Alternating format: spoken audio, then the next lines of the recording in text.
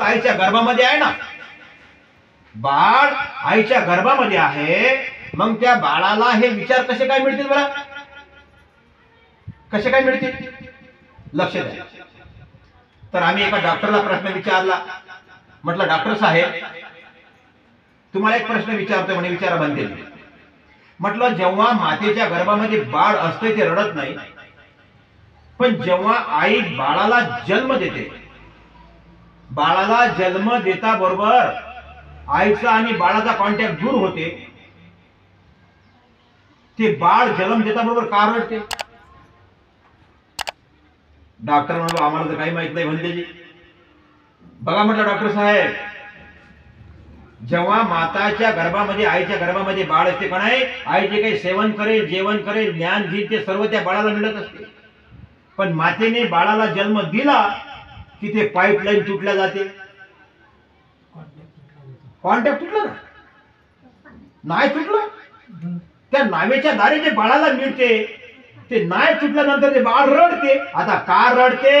त्याला जीवन जगण्यासाठी काहीतरी आईच्या गर्भात मिळत होतं. लक्ष द्या.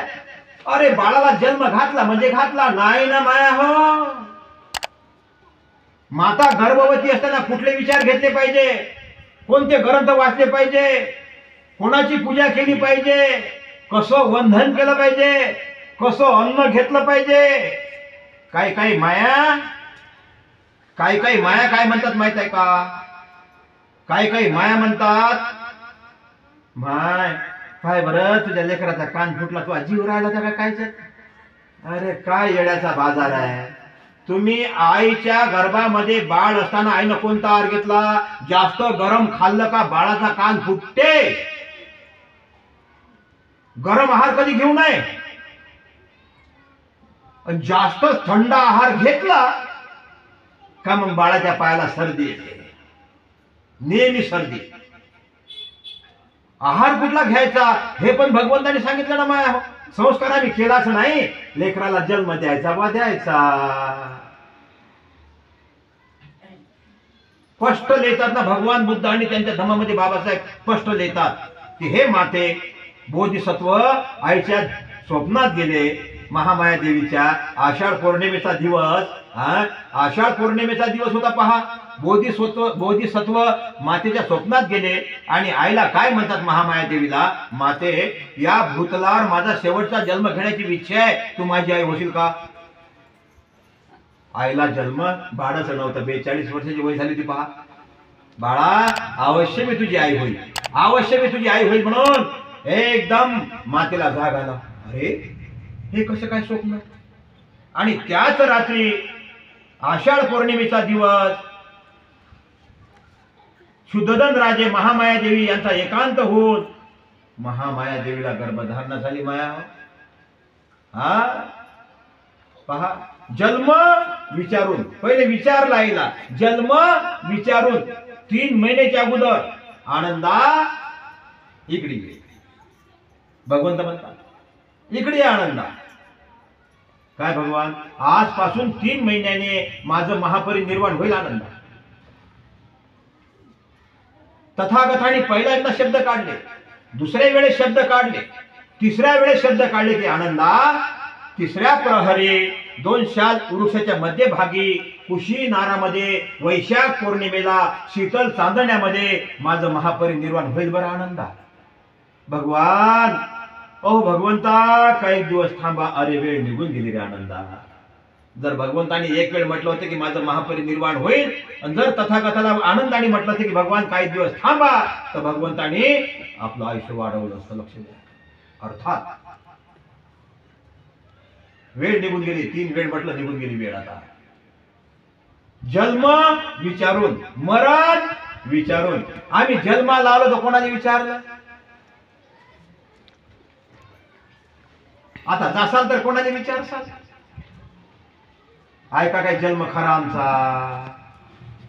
बघा बरं, जन्मही विचारून, मरणही विचारून. काय कारण माया हो? कारण काय आहे की हे सर्व जाणून घेण्यासाठी स्वतःच्या चित्तातून बोधी निर्माण केली. त्याला सम्यक संबोधी म्हटलेलं आहे. आणि त्यांनी सांगितलं की हे 3 वेळ आम्हाला 10 संस्कार आहेत बौद्ध धर्मामध्ये, लक्ष द्या. आता हे 10 संस्कार जर तुम्हाला सांगतो का नाही, अरे हा कसे कसे करतो आम्ही, कसे कसे काय करायलो, कसे वागायलो, कसे जगायलो, येण्याच्या बाजारासारखे बरं का. हा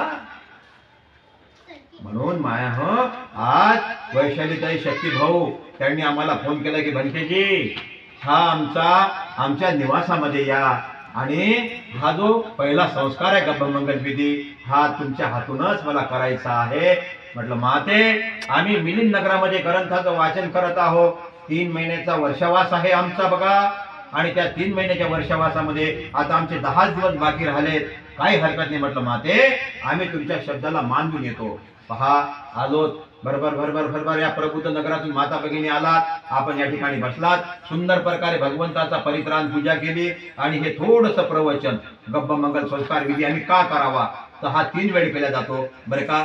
आणि 3 वेळ केल्यानंतर म्हणून मातेने गर्भवती असताना कुठला आहार घेतला पाहिजे, कुठला विहार केला पाहिजे. पहा, आहार कुठला घेतला पाहिजे, विहार कोणता केला पाहिजे, आचार कोणते असले पाहिजे, कसं आम्ही वागलो पाहिजे, कसं आम्ही जगलो पाहिजे, की जेणेकरून त्या बाळावर चांगले संस्कार पडतील. आता तुम्हाला उदाहरण दिलं ना, डॉक्टरला आम्ही प्रश्न विचारला ना, मग जे गर्भात मातेच्या बाळ असते त्या बाळाला जे काही आई घेईल ते मिळत असते. म्हणून ग्रंथाचं वाचन करणं, बाबासाहेबाच्या ग्रंथाचं वाचन करणं, भगवंताचं बुद्धाचं प्रवचन श्रवण करणं, तुमचं बाळ सुसंस्कृत होणार आहे माया हो. म्हणून आजच्या प्रसंगी या ठिकाणी आम्हाला दुसरा कार्यक्रम आहे बघा.